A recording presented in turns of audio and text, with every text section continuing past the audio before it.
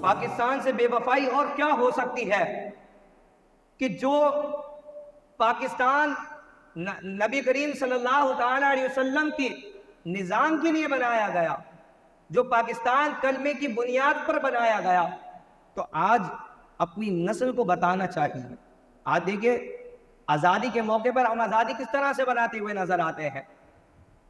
اچھا، بچے جو باجا بجاتے ہوئے نظر آ رہے ہیں، اس میں بتائیں کہ بچوں کا کیا قصور ہے؟ اس میں قصور تو والدین کا نظر آتا ہے. بھائی آپ اپنی اولاد کو بتائیں کہ یہ ملک پاکستان 27 رمضان المبارک کو کس طرح قربانیوں سے یہ آزاد ہوا تھا، کہ جب مسلمان اس کو آزاد کرنے کے لیے کھڑے ہوئے تو کتنے مسلمانوں کو شہید کر دیا گیا. جو لاہور پہ آخری ٹرین آ کے رکی، لوگوں نے لکھا ہے، اخباروں میں موجود ہے، خبروں میں، کتابوں میں موجود ہے کہ اس ٹرین کے اندر کوئی بندہ زندہ موجود نہ تھا، ہر بندے کی لاش اس کے اندر موجود.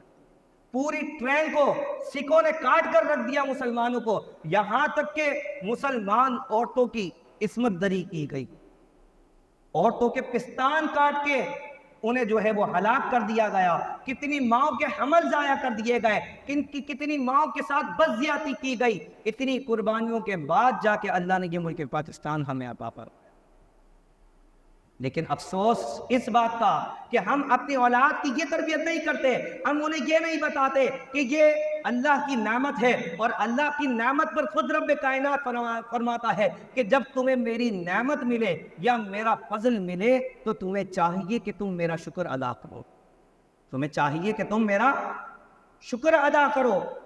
اب ہونا تو یہ چاہیے تھا کہ یوم آزادی کے موقع پر کہ ہم اپنی اولاد کی، اپنے بچوں کی تربیت کرتے کہ وہ آزادی کے موقع پر گھر میں قرآن خوانی کا اہتمام کرتے، مسجد میں جا کے قرآن کی تلاوت کرتے، 2 رکعت کم سے کم 2 رکعت نماز نفل شکرانے کی ادا کرتے کہ مالک و مولا تیرا شکر ہے کہ تو نے ہمیں وہ ملک عطا فرمایا کہ جہاں ہم آزادی کے ساتھ عبادت کر سکتے ہیں.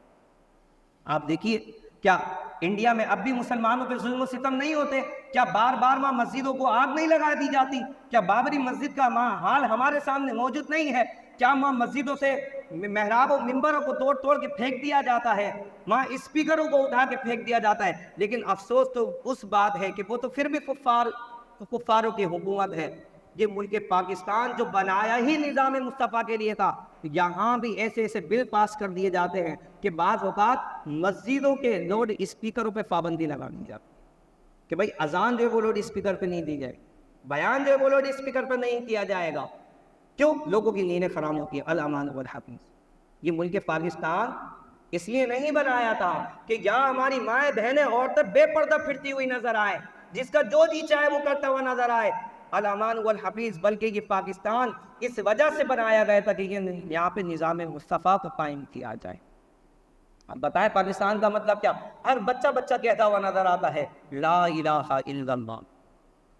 دستور ریاست کیا ہوگا؟ محمد رسول اللہ، یعنی کہ حضور علیہ السلام کی شریعت یہاں پہ نافذ کی جائے گی. ابھی علامہ اقبال کا قول میں نے آپ کو پڑھ کے سنایا کہ علامہ اقبال فرماتے ہیں ایسی آزادی ہمیں نہیں چاہیے ہے کہ جہاں ایک کفر کے بعد دوبارہ کفر ہی ہمارے اوپر مسلط ہو جائے، بلکہ ہمیں تو ایسی آزادی چاہیے جہاں ہم کھل کر نظام مصطفیٰ کے مطابق عدل و انصاف کو قائم کر سکیں، جہاں احکامات مصطفیٰ کے مطابق جو ہے وہ چلا جا سکے.